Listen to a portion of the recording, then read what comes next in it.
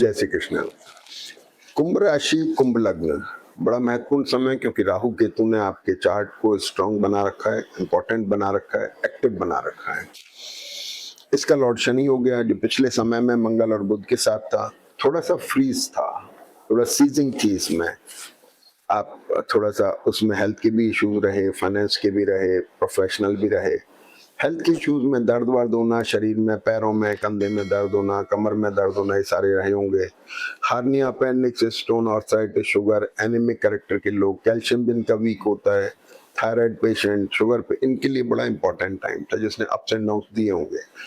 अब ये कॉम्बिनेशन थोड़ा रिलीज हो रहा है, दूर जा रहा है, ग्रह दूर जा रहे हैं, थोड़ा बेटर साइड में जा रहा है, दर्द वगैरह में रिलीफ मिलेगा। और खास तौर पे मंगल बुध जो काफी दर्द वर्द की शिकायतें देते हैं, वो बुध जो हैं अब राशि बदल रहे हैं, 30 तारीख को मेष में आ रहे हैं। तो 30 तारीख के बाद से एक बहुत बड़ा रिलीफ आपको मिल रहा है। मंगल शनि लगातार बने रहेंगे साथ में। स्ट्रेस है, शनि द्वादशेष के लॉर्ड हैं, 10th लॉर्ड मंगल हो गए, तो प्रोफेशनल चेंज उसकी तरफ जा रहा है। Within the organisation, out of the organisation, professional change. लेकिन विदेश में रहने वाले लोग, विदेश से काम करने वाले लोगों के लिए बड़ा महत्वपूर्ण कॉम्बिनेशन है। वहां कुछ अच्छे डेवलपमेंट होने की स्थिति बनेगी। तो ये बात हो गई। मंगल जो है आपके 3rd और 10th लॉर्ड, ये इस वीक के अंदर उच्च नवांश में चल रहे हैं। 28 से लेकर 2 तारीख के मंगल मकर नवांश में है, जो आपके प्रोफेशनल पार्ट को एक्टिव बनाएंगे, स्ट्रांग बनाएंगे और आपके एफर्ट्स को मजबूत बनाएंगे। जो एक इनर्शिया था आपके एफर्ट्स के अंदर, वो बेटर होगा। अब थोड़ा, और मंगल शनि के साथ आके स्ट्रेसफुल तो है, विदेश से संबंधित काम मैंने बता ही दिया आपको। फिर भी ये कॉम्बिनेशन वीकेंड में थोड़ा और दूर होगा, तो आपको और ज्यादा स्ट्रॉन्ग रिलीफ देगा। स्ट्रॉन्ग मतलब जो स्ट्रेस अब स्ट्रॉन्गनेस में बदल रहा है। ये बड़ा इंपॉर्टेंट पॉइंट हो गया। दूसरी बात क्या हो गई कि बुध जो आपका 5th लॉर्ड और 8th लॉर्ड है, बुध यहाँ पर दृष्टि होकर लगातार एसेट क्रिएट करा रहा है, कुछ ना कुछ खरीदारी करवा रहा है। और सबसे तो इसलिए बुध जो है, जो मंगल बुध के साथ थोड़ा पैरों में तकलीफ भी दे रहा था, कंधे में तकलीफ भी दे रहा था, ये बुध जो है ये इस वीक में 28 तारीख को 28 तारीख से लेकर 30 तारीख तक सुबह 9:45 से 6:55 तक वर्गोत्तम में रहेगा, जो एसेट को लेके कंसर्न डेवलप कर रहा है। जिनके बच्चे बाहर विदेश जाना चाह रहे हैं, विदेश में पढ़ने या बाहर पढ़ने के लिए जा रहे हैं, या कोई नौकरी पेशा के लिए बाहर जाने वाले हैं, उनके लिए बड़ा इंपॉर्टेंट टाइम है। दर्द वर्द की मैंने आपको बात कर ही ली, तो ये चीज है। इसके बाद में बुध जो है मेष राशि में आ रहे हैं 30 तारीख के बाद से, तो मंगल बुध का कॉम्बिनेशन फ्री होगा, दर्द में राहत मिलेगी, बेटर हो जाएगा। शनि मंगल अभी भी बैठे हैं, लेकिन स्ट्रॉन्ग पोजीशन बना रहे हैं, प्रोफेशनल चेंज लाके स्ट्रॉन्ग पोजीशन बना रहे हैं। अब आ जाइए योग कारक शुक्र। आपकी कुंभ राशि, कुंभ लगने के लिए शुक्र योग कारक है। शुक्र बड़ा इंपॉर्टेंट प्लैनेट है, जो आपकी जन्म पत्री को सबसे ज्यादा इफेक्ट करता है। और सबसे खास बात क्या है कि इस वीक में शुक्र भी वर्गोत्तम में 30 तारीख से 3 मई तक।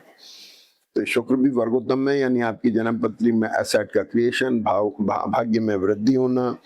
और खास तौर पे वो लोग जो गवर्नमेंट सेक्टर के साथ काम करते हैं, कॉर्पोरेट सेक्टर के साथ काम करते हैं, या उसमें काम करते हैं गवर्नमेंट कॉर्पोरेट सेक्टर में, उन लोगों के लिए बड़ा इंपॉर्टेंट है, मददगार है।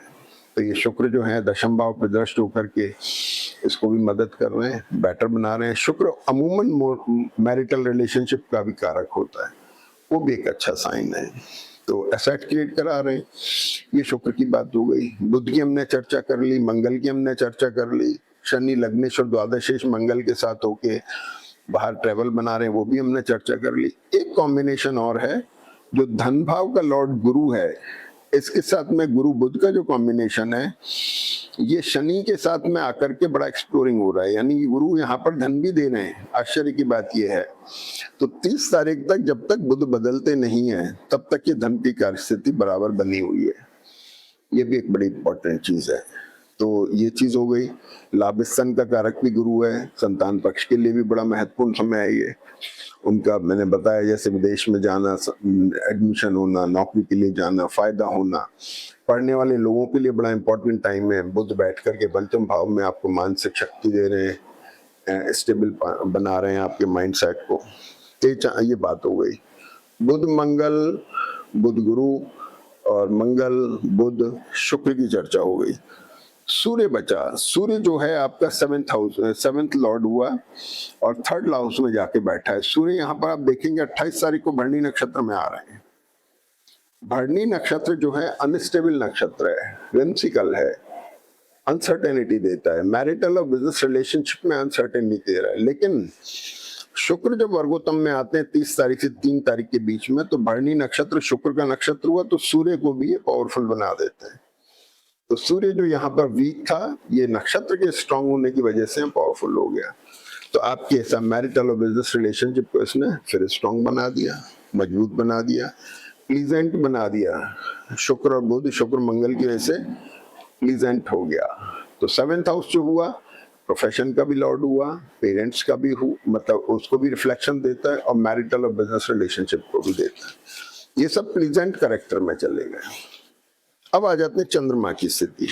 सबसे पहले चंद्रमा वीक की शुरुआत में सिंह राशि में, 27 से 28 तारीख तक चंद्रमा यहाँ केतु के साथ में थोड़ा स्ट्रेसफुल है। स्पाउस की हेल्थ या उनके साथ रिलेशनशिप या बिजनेस रिलेशनशिप, इनमें थोड़ा ध्यान रखने की जरूरत है। फिर ये चंद्रमा शिफ्ट होकर के कन्या राशि में आ जाते हैं 28 तारीख को। कन्या राशि में जब चंद्रमा आते हैं तो शनि चंद्रमा और बुध चंद्रमा का कॉम्बिनेशन बनता है, जो सडन गेन सडन लॉस का कॉम्बिनेशन है।